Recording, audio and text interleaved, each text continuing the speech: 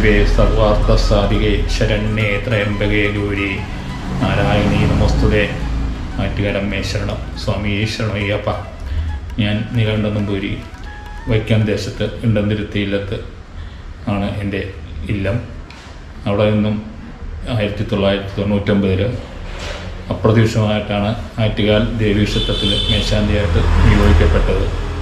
99 ഞങ്ങളുടെ കുടുംബക്ഷേത്രമായ ഇണ്ടന്തിരുത്തി ഭഗവതി ക്ഷേത്രത്തിൽ ആറ്റുകാൽ പൊങ്കാല എന്ന സങ്കല്പത്തിൽ ഒരു പൊങ്കാല സമർപ്പണം എല്ലാ ഭക്തജനങ്ങളുടെയും കൂട്ടായ്മയോടുകൂടി നടത്തുകയുണ്ടായി. ആ വർഷം ദേവിയുടെ അനുഗ്രഹം കൊണ്ട് എനിക്ക് ആറ്റുകാൽ മേശാന്തിയായിട്ട് നിയോഗം ഉണ്ടായി. ആ വർഷമാണ് ആദ്യമായിട്ട് ഞാനിവിടെ ആറ്റുകാൽ വരുന്നത്. വളരെ അധികം ഒരു ഭക്തജനങ്ങളുടെ ഒരു അനുഭവ സമ്പത്താണ് ഈ ആറ്റുകാൽ ദേവി. വരുന്ന സമയത്ത് എനിക്ക് വടക്കോട്ട് നടയായിട്ടും പിന്നെ ദേവിയുടെ രൗദ്രത കൊണ്ട ഒരു ഭാവം എന്നുള്ള നിലയാണ് ഞാൻ കരുതിയിരുന്നത്. പക്ഷേ അതിനെല്ലാം മാറ്റം വരുത്തിക്കൊണ്ട് ദേവി ഭക്തജനങ്ങൾക്ക് അഭയവരതയായിട്ട് ഒരു മാതൃസ്ഥാനമാണ് ഭക്തജനങ്ങൾക്ക് കാണാനുള്ളത്. ദേവിയുടെ ആ മാതൃഭാവം കൊണ്ട് തന്നെ ദേവി എല്ലാ ഭക്തജനങ്ങൾക്കും അനുഗ്രഹം വർഷിക്കുന്നുണ്ട്. ദേവിയുടെ പൊങ്കാല എന്ന് പറയുന്ന ഭക്തജനങ്ങൾക്ക് ദേവിക്ക് സമർപ്പിക്കുന്ന ഒരു പൂജാവിധാനമാണ് പൊങ്കാല നിവേദ്യം. വളരെയധികം ശരീരശുദ്ധിയോടും കുളിച്ചും 7 ദിവസത്തെ വ്രതം എങ്കിലും സ്ത്രീജനങ്ങളെടുത്ത് ക്ഷേത്രത്തിലെത്തി ക്ഷേത്രത്തിൽ ഭഗവതിയെ തൊഴുത്, അല്ലെങ്കിൽ തലേദിവസം തന്നെ ചില ഭക്തജനങ്ങൾ ദേവിയെ ദർശനം നടത്തി തിരക്കായതുകൊണ്ട് അന്നത്തെ ദിവസം ദർശനം നടത്താൻ ബുദ്ധിമുട്ടായതുകൊണ്ടും വിളക്ക് കത്തിച്ച് ദേവിയെ സങ്കല്പിച്ച് അടുപ്പ് കൂട്ടി ദേവിക്കുള്ള നിവേദ്യ സാധനങ്ങളെല്ലാം ഒരുക്കി വെച്ച് ക്ഷേത്രത്തിൽ പൊങ്കാല അടുപ്പിൽ തീ പിടിപ്പിക്കുന്ന സമയത്ത് ഭക്തജനങ്ങൾ അവരവരുടെ അടുപ്പുകളിൽ തീ പിടിപ്പിച്ച് നിവേദ്യം ദേവിക്ക് സമർപ്പിക്കുകയാണ്. ഈ ഒരു നിവേദ്യം ഭഗവതിക്ക് ഏറ്റവും ഇഷ്ടപ്പെട്ട ഒരു വഴിപാടാണ് എന്ന കാര്യത്തിൽ യാതൊരു സംശയമില്ല. ധാരാളം ഭക്തജനങ്ങൾ ഇവിടെ എൻ്റെ ഈ ഇല്ലത്ത് തന്നെ വന്ന് ഓരോരുത്തരും ദൂരെ നിന്നും കണ്ണൂരിൽ നിന്നും കാസർഗോഡ് നിന്നും പലയിടത്തു നിന്നും ഭക്തജനങ്ങൾ ഇവിടെ വന്ന് പൊങ്കാലയിട്ട് അവർക്കുള്ള അനുഭവം വളരെയധികം എല്ലാ കാര്യങ്ങളും നിവർത്തിച്ച് ദേവി കൊടുക്കാറുണ്ട്. അവരൊക്കെ എല്ലാവിധ അനുഭവങ്ങളും ഉണ്ടായിട്ടാണ് പിന്നെ അടുത്ത വർഷം വരുമ്പോൾ അവർ കൂടുതൽ ഭക്തജനങ്ങളുമായിട്ടാണ് ഇവിടെ വന്ന് പൊങ്കാല നിവേദ്യം സമർപ്പിക്കുന്നത്. ദേവിക്ക് ഇങ്ങനെ ഒരു ഇഷ്ടപ്പെട്ട വഴിപാട് പ്രത്യേകതയാണ്. ഭക്തജനങ്ങൾക്ക് നേരിട്ട് സമർപ്പിക്കാൻ പറ്റുന്ന ഒരു വഴിപാടാണ്. മനസ്സുകൊണ്ടും ശരീരം കൊണ്ടും ബുദ്ധി കൊണ്ടും ഭക്തജനങ്ങൾ ദേവിക്ക് അർപ്പിക്കപ്പെടുന്ന ഈ വഴിപാട് ദേവി സ്വീകരിക്കും എന്നുള്ള കാര്യത്തിൽ യാതൊരു സംശയമില്ല. ഭഗവതിയുടെ അനുഗ്രഹം എല്ലാവർക്കും ഉണ്ടാവും എന്നാണ് സങ്കല്പം.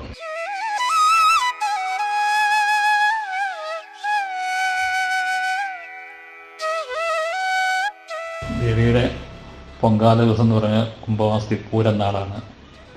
കാർത്തിക നാളിൽ കാപ്പ് കെട്ടിയാണ് ചടങ്ങ് തുടങ്ങുന്നത് തന്നെ. ആ 10 ദിവസം കൊടുങ്ങല്ലൂരമ്മയുടെ സാന്നിധ്യം അവിടെ ക്ഷേത്രത്തിലുണ്ടാകുമെന്നുള്ള സങ്കല്പമാണ് ഉള്ളത്. കൊടുങ്ങല്ലൂരമ്മയെ സങ്കല്പിച്ച് ആ സമയത്ത് തോറ്റമ്പാട്ട് നടക്കാറുണ്ട്. ക്ഷേത്രത്തിന് പുറത്തുള്ള പ്രത്യേക ഒരു പന്തലിൽ തോറ്റമ്പാട്ട് നടത്താറുണ്ട്. കൊടുങ്ങല്ലൂർ അമ്മയെ സങ്കല്പിച്ച് നടത്തുന്ന തോറ്റമ്പാട്ടാണ് ദേവിക്ക് ഏറ്റവും പ്രിയപ്പെട്ട ഒരു വഴിപാട് കൂടിയാണ് തോറ്റമ്പാട്ട്. പ്രത്യേക മുഹൂർത്തത്തിൽ ദേവിയെയും അതോടൊപ്പം മേശാന്തിയെയും കാപ്പ് കെട്ടിയാണ് ദേവിയെ കുടിയിരുത്തുന്നത് എന്നാണ് സങ്കല്പം. ദേവിയുടെ കയ്യിലും അതുപോലെ മേശാന്തിയുടെ കയ്യിലും ഒരു പ്രത്യേകമായിട്ട് പൂജിച്ച കാപ്പ് കെട്ടി ആണ് ഉത്സവത്തിൻ്റെ ചടങ്ങ് തന്നെ തുടങ്ങുന്നത്. തുറന്നാണ് 10 ദിവസം മറ്റേ കുത്തിയോട്ടം, അങ്ങനെ 3-ാം ദിവസം കുത്തിയോട്ടം. ധാരാളം കുട്ടികൾ ക്ഷേത്രത്തിലെത്തി. അവരെയൊക്കെ 10-12 വയസ്സിന് താഴെയുള്ള കുട്ടികൾക്കാണ് ഈ കുത്തിയോട്ടം നടത്തുന്നത്. ഓരോ കുടുംബത്തിലെയും അവരുടെ രക്ഷിതാക്കൾ നേരുന്ന ഒരു വഴിപാടാണ്. കുടുംബത്തിലെ കുട്ടികൾക്ക് എന്തെങ്കിലും ദോഷങ്ങളോ വിഷമങ്ങളോ ഉണ്ടെങ്കിൽ ഈ ഒരു വഴിപാട് നേർന്നു കഴിഞ്ഞാൽ അവർക്ക് ദേവിയുടെ എല്ലാവിധ അനുഗ്രഹങ്ങളും ഉണ്ടാവും. അവർക്ക് എല്ലാ കഷ്ടപ്പാടിൽ നിന്നും അവരെ ദേവി രക്ഷിക്കും എന്നുള്ള ഒരു വിശ്വാസമാണ്. ധാരാളം കുട്ടികൾ ആ സമയത്ത് കുത്തിയോട്ടം എന്നുള്ള സങ്കല്പത്തിൽ ഈ ബാക്കിയുള്ള ദിവസം 3-ാം ദിവസം തുടങ്ങി ബാക്കിയുള്ള പൊങ്കാല കഴിയുന്നവരെയുള്ള ദിവസം ക്ഷേത്രത്തിൽ തങ്ങി ഒരു ഭക്തന്മാരായിട്ട് അതൊരു ക്ഷേത്രത്തിൽ തന്നെ കുളിയും ജപവും അതുപോലെ നമസ്കാരവും ആഹാരവുമെല്ലാം ക്ഷേത്രത്തിൽ തന്നെ ചെയ്ത് അവർക്ക് വേണ്ട ശുശ്രൂഷകളും അതിന് വേണ്ട സൗകര്യങ്ങളും ക്ഷേത്രത്തിൽ തന്നെ ഒരുക്കി അവർ ഈ കുത്തിയോട്ടം വഴിപാടായി നടക്കുന്ന കുട്ടികൾക്ക് ബാക്കിയുള്ള ദിവസം മുഴുവൻ ക്ഷേത്രത്തിൽ കഴിയാൻ സാധിക്കുന്നു. അങ്ങനെ പല കുട്ടികളും ക്ഷേത്രത്തിൽ എത്താറുണ്ട്. ഒരു പ്രത്യേക വഴിപാട് കൂടിയാണ്. അങ്ങനെ നടക്കുന്നുകൂടാതെ ക്ഷേത്രത്തിൽ വൈകുന്നേരം ഉള്ള ദീപാരാധന എന്ന് പറഞ്ഞ 12 മണിക്കാണ്. ആ ദീപാരാധന തൊഴാനായിട്ട് ധാരാളം ആൾക്കാർ ഭക്തജനങ്ങൾ ക്ഷേത്രത്തിൽ എത്താറുണ്ട്. ഈ ഉത്സവകാലത്ത് മാത്രമുള്ള ഒരു വിശേഷാൽ ഒരു വഴിപാടാണ് അത്. രാത്രി 12 മണിക്കുള്ള ദീപാരാധന. അതിനുശേഷം നടക്കുന്ന അകത്തെ ബലിവട്ടത്തെങ്കിലുള്ള ജലഗന്ധ പുഷ്പാർച്ചനയും ദേവിക്ക് ഏറ്റവും ഇഷ്ടപ്പെട്ടാണ്. പരിവാരങ്ങളെയെല്ലാം പൂജിച്ചതിന് ശേഷം പ്രസാദം കൊടുത്ത് അതുകൂടിയാണ് നട അടയ്ക്കുന്നത്. എല്ലാ ഭക്തജനങ്ങളും ആ സമയത്ത് എത്തി ദേവിയുടെ ഒരു അനുഗ്രഹം തേടാറുണ്ട്.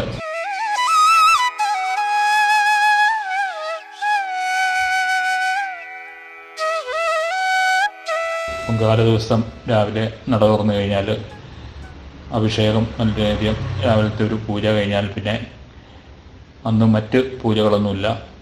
പൊങ്കാല അടുപ്പിൽ നിവേദ്യം വയ്ക്കുന്നതിന് മുമ്പായിട്ട് ക്ഷേത്രത്തിനകത്ത് ഒരു പുണ്യാഹം നടത്താറുണ്ട്. തന്ത്രി ആണ് എന്ന് വരാറ്.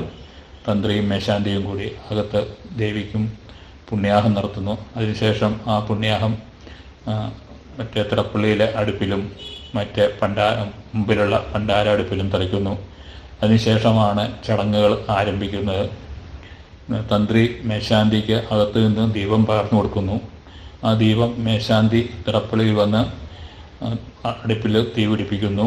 അതിനുശേഷം ആ ദീപം സഹമേശാന്തിക്ക് കൈമാറി ഭണ്ഡാരടുപ്പിലേക്ക് എല്ലാവരും കൂടി പോയി അവിടെ ഭണ്ഡാരടുപ്പിൽ സഹമേശാന്തിയും ക്ഷേത്ര ഭാരവാഹികളും ഭക്തജനങ്ങളും കൂടി അവിടുത്തെ അടുപ്പിൽ തീ പിടിപ്പിക്കുന്നു.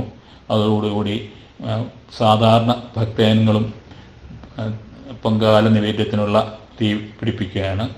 ആ സമയത്താണ് പൊങ്കാല നിവേദ്യം നടക്കുന്നത്.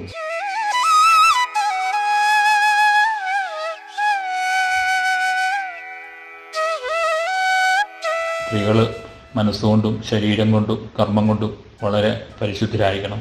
എന്നാൽ മാത്രമേ ഈ പൊങ്കാല നിവേദ്യത്തിന് അനുഭവ ഫലങ്ങളുണ്ടാവുള്ളൂ. വളരെയധികം ഭക്തജനങ്ങൾ ധാരാളം എത്താറുണ്ട്. അവരെല്ലാവരും വളരെയധികം കഷ്ടപ്പാടുകൾ സഹിച്ചാണ് ക്ഷേത്രത്തിലും പരിസരങ്ങളിലും എത്തുന്നത്.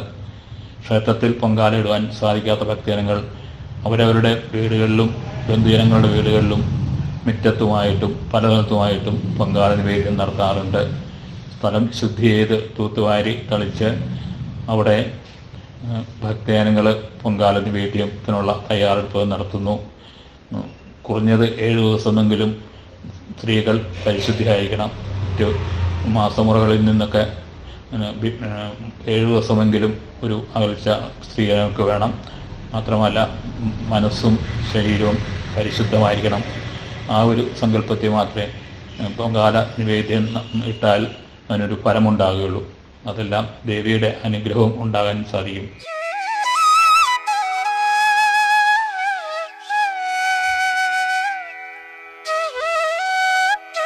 ആറ്റുകാൽ പൊങ്കാലയ്ക്ക് വരുന്ന ഭക്തജനങ്ങൾ ഒന്നില്ലെങ്കിൽ കോടി വസ്ത്രമോ അല്ലെങ്കിൽ ശുദ്ധമായ അലക്കിയ വസ്ത്രമോ ധരിച്ചു വേണം പൊങ്കാല നിവേദ്യം സമർപ്പിക്കുന്നതിന് വരുന്നത്. അവർ മനസ്സുകൊണ്ടും ശരീരം കൊണ്ടും എല്ലാം വളരെയധികം ഭക്തന്മാരായിരിക്കണം. മനഃശുദ്ധി ഉണ്ടായിരിക്കണം, ശരീരശുദ്ധി ഉണ്ടായിരിക്കണം. അതുപോലെ ദേവിയെ തന്നെ മനസ്സിൽ സങ്കല്പിക്കണം. പൊങ്കാല നിവേദ്യം നടത്തുമ്പോൾ അവർക്ക് ദേവിയുടെ ആ മനസ്സിലെ ഒരു സങ്കല്പം മാത്രമേ ഉണ്ടാകാൻ പാടുകയുള്ളൂ. മറ്റു വിചാരങ്ങളൊന്നും പാടില്ല. അങ്ങനെ സമർപ്പിക്കുന്ന പൊങ്കാല നിവേദ്യം ദേവിക്ക് ഏറ്റവും ഹിതകരവും അനുഭവവേദ്യവുമായിരിക്കും.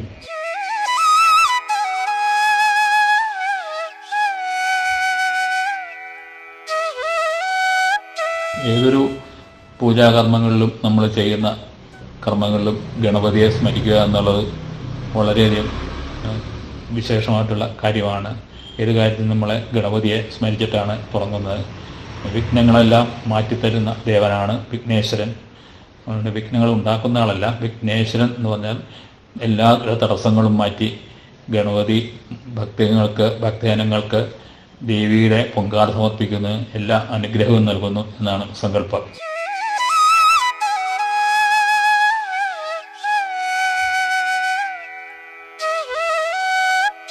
യാതൊരു കാരണവശാലും അതിൽ പങ്കെടുക്കാൻ പാടില്ല എന്നാണ് എൻ്റെ അഭിപ്രായം. അശുദ്ധിയുള്ള സമയത്ത് ദേവിക്ക് പൊങ്കാല സമർപ്പിച്ചാൽ അതിൻ്റെ ഒരു ഗുണത്തിനേക്കാൾ ഏറെ ദോഷമാണ് നമുക്ക് സംഭവിക്കുന്നത്. പൊങ്കാല നിവേദ്യം എന്ന് പറഞ്ഞാൽ പരിശുദ്ധവും, അഗ്നി എന്ന് പറഞ്ഞാൽ പരിശുദ്ധമായിട്ടുള്ളതാണ്. അതിൽ നമ്മൾ അശുദ്ധിയായിട്ട് പൊങ്കാല നിവേദ്യം നടത്തിയാൽ അതിന് പലവിധ ദോഷങ്ങളുമാണ് നമ്മുടെ കുടുംബത്തേക്ക് വരുന്നത്. എല്ലാ ഭക്തജനങ്ങളും മാസമുറ, പെല അങ്ങനെയുള്ള അശുദ്ധി സമയങ്ങളിലൊന്നും യാതൊരു കാരണവശാലും പൊങ്കാല നിവേദ്യം നടത്താൻ പാടില്ല. അവരുടെ കുടുംബത്തിലും നടത്താൻ പാടില്ല. മറ്റ് ഇതിന് ശേഷം ക്ഷേത്രത്തിൽ പോയി തൊഴുത് വഴിപാട് കഴിക്കുന്നതിന് യാതൊരു വിരോധമില്ല. ദേവിക്കും അഭികാമ്യവും അതാണ്. നമുക്ക് നടത്താൻ പറ്റാത്ത കാര്യം നമ്മൾ ഭക്തി കൊണ്ടാണെങ്കിലും അങ്ങനെ സമർപ്പിച്ചാൽ അതിന് ഗുണത്തെക്കാളും ഏറെ ദോഷമാണ് വരുന്നത്. എല്ലാ ഭക്തജനങ്ങളും വ്രതശുദ്ധിയും പരിശുദ്ധിയും ശരീരശുദ്ധിയും പുലവാലായ്മ ആചാരങ്ങളും എല്ലാം നടത്തി വേണം പൊങ്കാല ദേവിക്ക് സമർപ്പിക്കാൻ.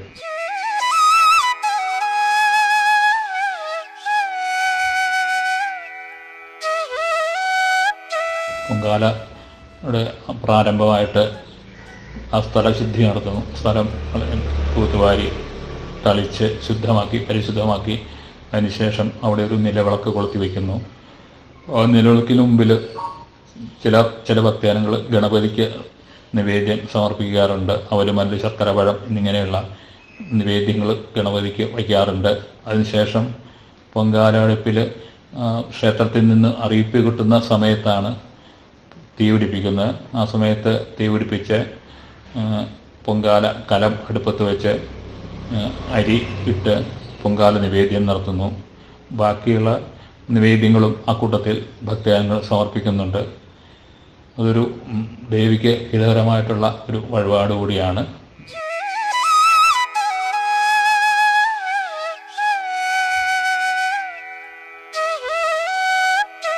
പൊങ്കാല നിവേദ്യത്തിന് അരി സമർപ്പിക്കുന്ന ഇപ്പം ഇവിടെ ആറ്റുകാലിൽ മിക്കവാറും സ്ത്രീകൾ സമർപ്പിക്കുന്നത് സർവമംഗളമംഗല്യേ എന്നുള്ള മന്ത്രത്താലാണ്. ദേവിക്ക് ചിലർ അന്നപൂർണേശ്വരി മന്ത്രം കൊണ്ടും പൊങ്കാല അരി സമർപ്പിക്കാറുണ്ട്. എല്ലാവരുടെയും മനസ്സിൻ്റെ ആ ഇതുപോലെ ഇരിക്കും. മനസ്സ് നന്നായിട്ട് പ്രാർത്ഥിച്ച് പൊങ്കാല നിവേദ്യത്തിന് അരി സമർപ്പിക്കുകയാണ്. അത് ദേവിയുടെ സ്തുതികളായാലും മന്ത്രങ്ങളായാലും ശ്ലോകങ്ങളായാലും എല്ലാം ദേവിക്ക് ഏറ്റവും ഇഷ്ടപ്പെട്ട ഒരു വഴിപാട് തന്നെയാണ്. അങ്ങനെയല്ല സമർപ്പിക്കുന്നത്.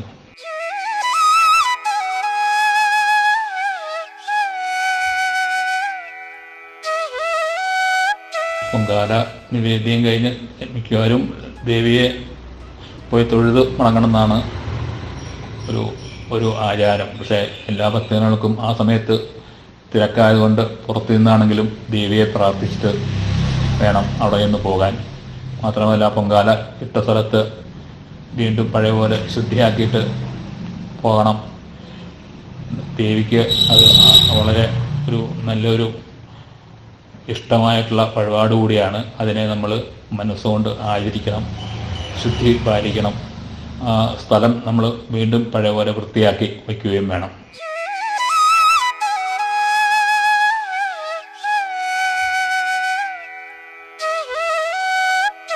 വീടുകളിൽ നമ്മൾ 7 ദിവസം മുമ്പ് തന്നെ വീടുകളിൽ ശുദ്ധി വരുത്തി ഇന്നത്തെ ദിവസം എല്ലാവരും പൊങ്കാല ഇടുന്ന സ്ത്രീകളും അവിടെയുള്ള പുരുഷന്മാരുമൊക്കെ ശരീരശുദ്ധി വരുത്തി 7 ദിവസത്തെ വ്രതത്തോടു കൂടി തന്നെ വേണം പൊങ്കാല ഇടാൻ. സ്ഥലത്ത് തളിച്ച് അവിടെ നിലവിളക്ക് കൊളുത്തി വെച്ച് ഗണപതി നിവേദ്യം വെച്ച് കൃത്യസമയത്ത് ദേവിയുടെ പൊങ്കാല നടത്തുന്ന ആ സമയത്ത് വിളക്ക് കൊളുത്തി ദേവിക്ക് പൊങ്കാല അടുപ്പിൽ തീ പിടിപ്പിക്കുകയും പിന്നീട് ക്ഷേത്രത്തിൽ നിന്ന് വന്ന് പൊങ്കാല അടുപ്പിൽ തീർത്ഥം തളിക്കുന്നതോടുകൂടി ആ ചടങ്ങുകൾ പൂർത്തിയാവുകയും ചെയ്യുന്നു. പിന്നീട് ദേവിയെ പ്രാർത്ഥിച്ച് വീടുകളിൽ അവരവരുടെ വീടുകളിൽ പോവുകയും ചെയ്യാം.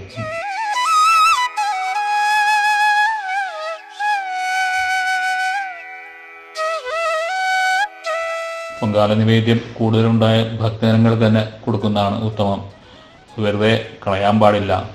നമ്മൾ നേരത്തെ തന്നെ പലവിധ വ്രതങ്ങളും അതും ഇതുമൊക്കെ നോക്കി ക്ഷേത്രത്തിൽ ദേവിക്ക് സമർപ്പിക്കുന്ന ഈ വഴിപാട് ഒരു മഹാപ്രസാദം തന്നെയാണ്. അത് ഭക്തജനങ്ങൾക്കോ അല്ലെങ്കിൽ കുടുംബത്തിലോ അടുത്തുള്ള ഭക്തജനങ്ങൾക്കോ കൊടുക്കുന്നതിൽ യാതൊരു തെറ്റുമില്ല. വെറുതെ കളയാൻ പാടില്ല എന്നുള്ളതാണ് അതിൻ്റെ ഒരു ആചാരം.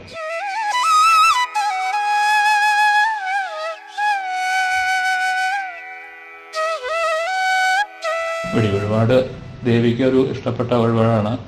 പ്രത്യേകിച്ച് അന്തരീക്ഷ ശുദ്ധി, അതോടുകൂടി നമ്മുടെ മനഃശുദ്ധിയും നമ്മുടെ കാര്യങ്ങൾക്കുള്ള തടസ്സങ്ങളും മാറാനും ഈ വഴിപാട് വളരെ അത്യുത്തമമാണ്. പല മഹാക്ഷേത്രങ്ങളിലും ഈ വഴിപാട് നടത്തുന്നുണ്ട്. അതെല്ലാം ഓരോരുത്തരും ഓരോ വിധ മനസ്സിൽ സങ്കല്പത്തിലാണ് വഴിപാട് കഴിക്കുന്നത്. ആ ഒരു സങ്കല്പത്തിലുള്ള വഴിപാടിന് അതിൻ്റെ പ്രാധാന്യം ഉണ്ടാകും. നമ്മുടെ മനസ്സിലെ സങ്കല്പം അനുസരിച്ച് ഓരോ ക്ഷേത്രങ്ങളിലും വഴിപാടായിട്ട് നടത്താറുണ്ട്. അന്തരീക്ഷ ശുദ്ധിക്ക് പുറമെ നമ്മുടെ മനസ്സിൻ്റെ ആഗ്രഹത്തിന് അനുസരിച്ചുള്ള കാര്യങ്ങളും ഈ വഴിപാടിലൂടെ സാധിക്കുന്നു എന്നാണ് വിശ്വാസം.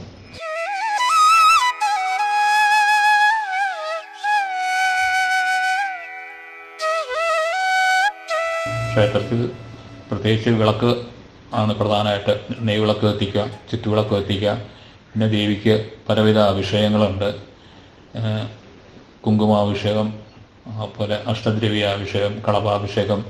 അതുകൂടാണ്ട് സാധാരണ ഭക്തജനങ്ങൾക്ക് നടത്താൻ പറ്റുന്ന കലശാഭിഷേകം വഴിപാടുണ്ട്. അത് മറ്റൊരു ക്ഷേത്രങ്ങളിലും പ്രത്യേകിച്ച് കാണാത്ത വഴിപാടാണ്. ഓരോ പേര് നാള് കൂട്ടി അത്രയും കലശങ്ങൾ പൂജിച്ച് ദേവിക്ക് അഭിഷേകം ചെയ്യുന്ന ഒരു ചടങ്ങാണത്. വളരെയധികം പ്രാധാന്യമുള്ള വഴിപാടാണ്. ഈ ആറ്റുകാൽ ക്ഷേത്രത്തിൽ ആണ് ഇങ്ങനെ കണ്ടുവരുന്നത്. അതിന് പ്രത്യേകിച്ചൊരു കണക്കുകളൊന്നും ഉണ്ടാവില്ല. ഭക്തജനങ്ങൾ സമർപ്പിക്കുന്ന ഓരോ കലശവും അതിന് അവിടെ പൂജിച്ച് ദേവിക്ക് ആടുന്നു.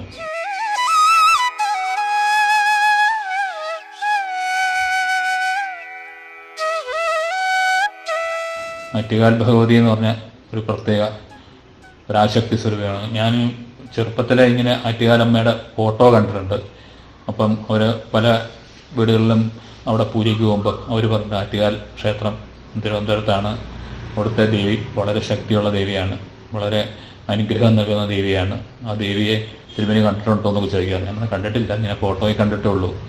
ആ ദേവിയുടെ ഭയങ്കര, ഞങ്ങളൊക്കെ അവിടെ സ്ഥിരം പോകുന്ന ആൾക്കാരാണ്.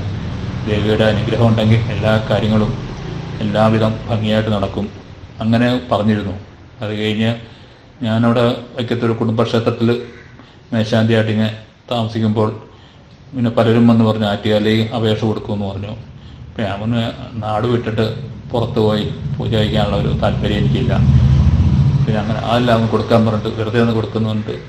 പലരും നിർബന്ധിച്ചപ്പോൾ ഞാൻ പറഞ്ഞു നിങ്ങൾ തന്നെ അപേക്ഷ എഴുതി, ഞാനൊന്ന് ഒപ്പിട്ടേക്കാം, അതിലൊന്ന് ഒപ്പിട്ട് തന്നേക്കാം എന്നും പറഞ്ഞൊരു അവർ അപേക്ഷ ചെയ്ത് ഞാൻ വെറുതെ ഒന്ന് ഒപ്പിട്ട് കൊടുത്തു. അത് കഴിഞ്ഞ് ഇൻ്റർവ്യൂവിന് ഇവിടെ വന്നു കുറച്ച് പേരുണ്ടായിരുന്നു അന്ന് ഇൻ്റർവ്യൂവിന്. ശബരിമല മേശാന്തിമാരും ഗുരുവായൂർ മേശാന്തിമാരും അങ്ങനെ പലരും ഇൻ്റർവ്യൂവിനുണ്ടായിരുന്നു. ഞാനിവിടെ വന്ന് ദേവിയെ പ്രാർത്ഥിച്ചു, നടക്കാൻ വന്ന് ദേവിയെ പ്രാർത്ഥിച്ചു. ദേവി എനിക്ക് കിട്ടില്ലേ, എനിക്ക് ഈ വർഷം കിട്ടല്ലേ, ഞാൻ വെറുതെ ഇങ്ങനെ അപേക്ഷ കൊടുത്തു എന്നുള്ളൂ, അതുകൊണ്ട് ദേവിയെ എനിക്ക് കിട്ടല്ലേ എന്നുകൊണ്ട് പ്രാർത്ഥിച്ചിട്ടാണ് ഇൻ്റർവ്യൂവിന് പോയത്. അവിടെ ചെന്ന് ഏറ്റവും അവസാനം പോയിരുന്നു. അപ്പം എല്ലാവരുടെയും കഴിഞ്ഞിട്ട് ലാസ്റ്റ് എന്നെ വിളിച്ച് ഇൻ്റർവ്യൂ ചെയ്യാന്നുള്ള സങ്കല്പത്തിലാണ് അവിടെ ചെന്നിരുന്നത്. പക്ഷെ ആദ്യം പേര് വിളിച്ചത് എൻ്റെ പേരാണ് വിളിച്ചത്. എന്നെ അങ്ങേറ്റത്തിരുന്ന് എന്നെ വിളിച്ചുകൊണ്ട് അങ്ങോട്ട് പോയി. അപ്പം അന്ന് തന്നെ അവർ ഇൻ്റർവ്യൂ ചെയ്യുന്നു. പിന്നെ കിട്ടുന്ന കാര്യമൊക്കെ പറഞ്ഞു. അവന് കിട്ടിയില്ലല്ലോ, അത് കിട്ടും ഭഗവതി നിശ്ചയിക്കണമല്ലേ എന്ന് ചോദിച്ചു. അല്ല തിരുമേനിക്ക് തന്നെ കിട്ടുന്ന ഞങ്ങൾക്ക് പറയണമെന്ന് പറഞ്ഞു. ഒരു എന്തോ അവരുടെ വായിന്ന് അങ്ങനെ ഒരു പ്രത്യേകതയായിട്ട് അപ്പം തന്നെ വന്നു. അവന് കിട്ടല്ലേ എന്ന് പ്രാർത്ഥിച്ചിട്ട് കൊണ്ട് പോന്നു. അത് കഴിഞ്ഞ് നടക്കാൻ വീണ്ടും ഇവിടെ ഇൻ്റർവ്യൂ കഴിഞ്ഞ് നടക്കാൻ തൊഴുതപ്പോൾ അവിടെ ഭക്തന്മാരിൽ ഒരാൾ പറഞ്ഞു ആ തിരുമേനി ആക്കിത്തവണ മേശാന്തി. അതെന്താണെന്ന് വെച്ചു. അദ്ദേഹത്തെ കണ്ടു കഴിഞ്ഞാൽ മേശാന്തിയുടെ ഒരു ഇതുണ്ട്, അതുകൊണ്ട് അദ്ദേഹം അയക്കാൻ പറഞ്ഞു. അപ്പം ഒരാൾ 1-2 പേരുണ്ട്. ഞാൻ പറഞ്ഞു എനിക്ക് കിട്ടലേ എന്ന് പ്രാർത്ഥിച്ചു. എന്താ പ്രാർത്ഥിക്കേണ്ടതെന്ന് ചോദിച്ചു. ഞാൻ പറഞ്ഞു കിട്ടലേ എന്ന് പ്രാർത്ഥിച്ചാൽ മതി. ഞാൻ പിന്നെന്താ കൊടുത്തതെന്ന് ചോദിച്ചു. കൊടുത്തതിന് ഞാൻ പറഞ്ഞു ഇങ്ങനെ എല്ലാവരും നിർബന്ധിച്ചപ്പോൾ ഞാൻ അവിടെ കൊടുത്താ. അങ്ങനെ നാട് വിട്ടു പോകണമെങ്കിൽ എനിക്ക് വലിയ താല്പര്യമില്ല. അവിടെ ഒരു നമ്മുടെ കുടുംബ ക്ഷേത്രത്തിൽ ഒരു ദേവിയുണ്ട്. ആ ദേവി കുറേ വർഷം പൂജിച്ച് ആ ക്ഷേത്രമായിട്ട് ബന്ധപ്പെട്ട് നിൽക്കണ ഒരു സമയമാണ്. അപ്പോൾ അത് വിട്ടു പോകാനൊരു മനസ്സിനൊരു മടി. അങ്ങനെ അവിടെ നിന്ന് ഇൻ്റർവ്യൂ കഴിഞ്ഞ് പോയി. അത് കഴിഞ്ഞ് കുടുംബക്ഷേത്രത്തിൽ ഇങ്ങനെ നിറകുത്തിരി നടക്കുന്ന സമയത്താണ്. അന്നേരം ആ ദിവസമായിരുന്നു ഇവിടെ ഇൻ്റർവ്യൂ. അന്ന് പിന്നെ ഇൻ്റർവ്യൂ കഴിഞ്ഞാൽ അന്ന് തന്നെ ഇൻ്റർവ്യൂ നടത്തില്ല, വേറൊരു ദിവസമായിരിക്കും. ഇല്ല, നറുക്കെടുപ്പ് നടത്തില്ല, വേറൊരു ദിവസമായിരിക്കും നറുക്കെടുപ്പ് നടത്തണേ. അങ്ങനെ അവിടെ ഞങ്ങളുടെ കുടുംബ ക്ഷേത്രത്തിൽ ഈ കതിര് പൂജ നടക്കുന്ന ആ സമയത്ത് ആണ് ഇവിടെ നറുക്കെടുപ്പ് നടക്കണേ. ഉടനെ ഇവിടുന്ന് ആൾ അങ്ങോട്ട് വിളിച്ചു, മേശാന്തിയായിട്ട് തിരഞ്ഞെടുത്തു തന്നിട്ട്. ഉടനെ അവിടെ കുടുംബത്തിൽ നിന്ന് അമ്മ വന്ന് പറഞ്ഞു, മേശാന്തിയായി എന്ന് പറഞ്ഞു. അപ്പം ഞാൻ പറഞ്ഞു, അല്ല, ദേവിയുടെ അനുഗ്രഹം പിന്നെ തന്നു കഴിഞ്ഞാൽ പിന്നെ നമുക്ക് ഉപേക്ഷിക്കാൻ പറ്റില്ല, ദേവിയുടെ അനുഗ്രഹം എന്ന് പറഞ്ഞു. പക്ഷെ ഇവിടെ വന്നപ്പോൾ ഈ വടക്കോട്ട് നടയും ദേവിയുടെ ആ പുറത്തുള്ള ഫോട്ടോ ഇതൊക്കെ കണ്ടപ്പം ദേവി എന്താ രൗദ്രഭാവമായിട്ടുള്ളൊരു ദേവിയാണെന്നുള്ളത് തോന്നിപ്പോയി മനസ്സിന്. അത് കഴിഞ്ഞ് ഇവിടെ വന്ന് ഒരു വർഷം കൂടിക്കഴിഞ്ഞപ്പോഴാണ് ആ ദേവിയുടെ ഒരു സൗമ്യമായിട്ടുള്ള ഭാവം കാണാൻ പറ്റിയത്. ദേവി എപ്പോഴും കൂടെ ഉണ്ടാവും. ആ ഒരു മനസ്സിലെപ്പോഴും ഒരു ഇതാണ് ദേവിയുടെ ഒരു രൂപം മനസ്സിലെപ്പോഴും കാണും. വൈക്കത്ത് ഇല്ലത്ത് പോയാലും ഇവിടുത്തെ ആ ശ്രീകോലിനകത്തെ കുങ്കുമത്തിൻ്റെ ഇതിനൊക്കെ മണം ഇങ്ങനെ അടിക്കുവാടെ. അപ്പം ഞാൻ വിചാരിക്കാറുണ്ട് ദേവിയുടെ അനുഗ്രഹമാണത്. അങ്ങനെ ദേവി ഒത്തിരി അനുഗ്രഹം തന്നിട്ടുണ്ട്. ആ ഒരു 5 വർഷം അടുപ്പിച്ച് മേശാന്തി അങ്ങോട്ട് ചോദിക്കാണ്ട് തന്നെ അവർ ഇങ്ങോട്ട് എന്നോട് ചോദിച്ച് മേശാന്തിയാകാം, അടുത്ത വർഷം കൂടെ മേശാന്തിയാകാൻ പറ്റുമോ, അങ്ങനെ ചോദിച്ച് 5 വർഷം അടുപ്പിച്ചുണ്ടായി. അത് കഴിയുമ്പോൾ പിന്നെ ഞാൻ പറഞ്ഞു ഇല്ല എന്ന് പറഞ്ഞു, ഞാൻ ഇല്ല എന്ന് പറഞ്ഞു. അത് കഴിഞ്ഞ് ആ വർഷം അനിയന് ശബരിമല മേശാന്തി സ്ഥാനം കിട്ടി. അപ്പോൾ ആ ഒരു വർഷം എനിക്ക് അങ്ങോട്ട് പോകേണ്ടി വന്നു. അത് കഴിഞ്ഞ് ആ വർഷം പോയിട്ട് വന്ന് തിരിച്ചിവിടെ വന്നപ്പോഴത്തേക്കും വീണ്ടും അപേക്ഷ കൊടുക്കാൻ പറഞ്ഞു. വീണ്ടും അപേക്ഷ കൊടുത്ത് വീണ്ടും ഒന്നും കൂടെ കിട്ടി. അത് കഴിഞ്ഞ് പിന്നെ കിട്ടുന്ന 2012-13 ആ വർഷമാണ്. അങ്ങനെ 7 വർഷം ഇവിടെ ഭഗവതിയുടെ മേശാന്തിയായിട്ടിരിക്കാൻ സാധിച്ചു. ഒരു വലിയൊരു അനുഗ്രഹമാണ്. ആദ്യം ഒരു മനസ്സുകൊണ്ട് ഒരു ഇത് തോന്നിയെങ്കിലും പിന്നെ ദേവിയോടുള്ള ആ ഒരു സ്നേഹം, ഒരു അമ്മ മക്കൾ എന്നുള്ള ഒരു സ്നേഹം പോലെ എനിക്ക് തോന്നി. ഒരു അമ്മയോടുള്ള പോലെ കാര്യങ്ങൾ പറയാനും ദേവിയുടെ അനുഗ്രഹം ഉണ്ടാകാനും സാധിച്ചിട്ടുണ്ട്. അതിപ്പരം ഒരു സന്തോഷവും